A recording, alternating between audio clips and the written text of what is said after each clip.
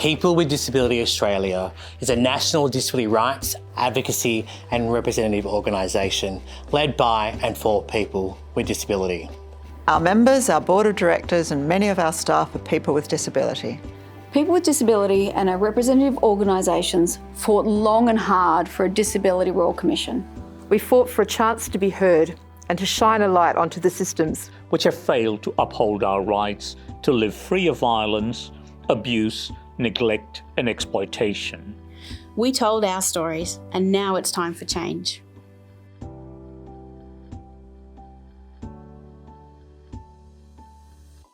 Safe, secure, accessible and contemporary housing in the community is critical to exercising our human rights and accessing supports and services. It's this foundational thing. As a person with disability, our homes are absolutely load-bearing in our safety, our access to support, our equal participation in the community. And yet, so often, disability policy and housing policy wind up in silos that don't talk to each other. Housing policy lacks targeted support for people with disability, and disability policy doesn't capture the full picture. A huge number of people with disability just slip through the gap.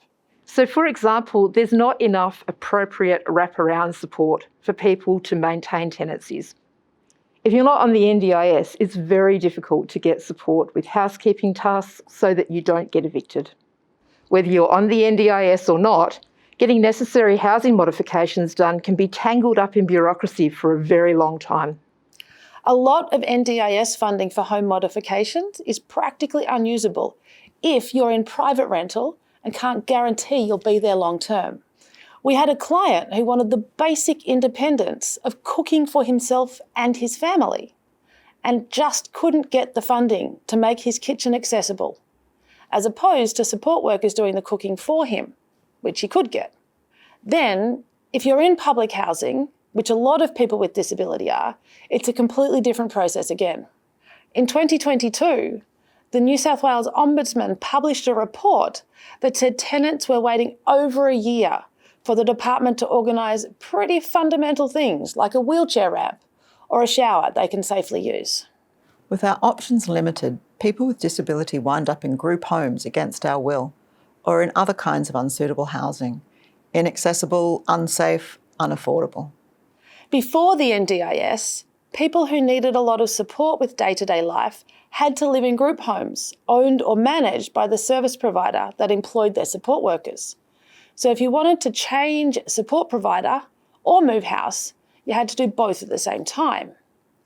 The NDIS was meant to give people more choices by separating those two things. But in practice, many people are still in the same situation. People are being threatened with eviction because they or their families have a conflict with the support worker or the support provider company, and that's just not right. The structural barriers and intersectional issues that push us into unsuitable housing also contribute to our increased risk of homelessness. Those barriers include a shortage of affordable and accessible housing stock, including social housing, intersectional discrimination in the housing application process, inaccessible domestic and family violence refuges, and the lack of transitional accommodation for people exiting prisons and hospitals. Almost a third of Australians in prison have disability. Reintegrating into the community after serving your time is hard enough for anyone, what with stigma and the current housing market. When you add disability, how do you connect with disability services when you don't have a street address? How do you find housing without disability support and accessible information? Too many people wind up on the street and then back in prison because they don't get the support they need to comply with their parole conditions. We want real change to come out of this Royal Commission. This is not something we can continue chipping away at the edges of. We need a targeted plan of action with coordination across government departments and jurisdictions to address the root causes of housing insecurity for people with disability. So here are some of the things we've recommended to make sure people with disability have safe, affordable, accessible and contemporary housing options and real choice and control over where they live and who they live with. We need a targeted national housing plan for people with disability that includes a transition plan for providing alternatives to congregate housing, including group homes, as soon as possible, so that everybody has a real choice about where they live and who they live with. We need enough high-quality, accessible social housing stock, including public housing, to put a serious dent in those completely unacceptable waiting lists. We also need investment year on year so waiting lists approach zero over the medium term.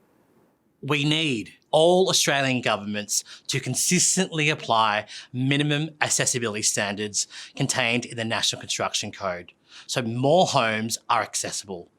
We need to make sure one service provider can't provide the same person's housing and living supports. We need people with disability who have experienced homelessness to be included in setting research agendas and informing housing policy at all levels of government.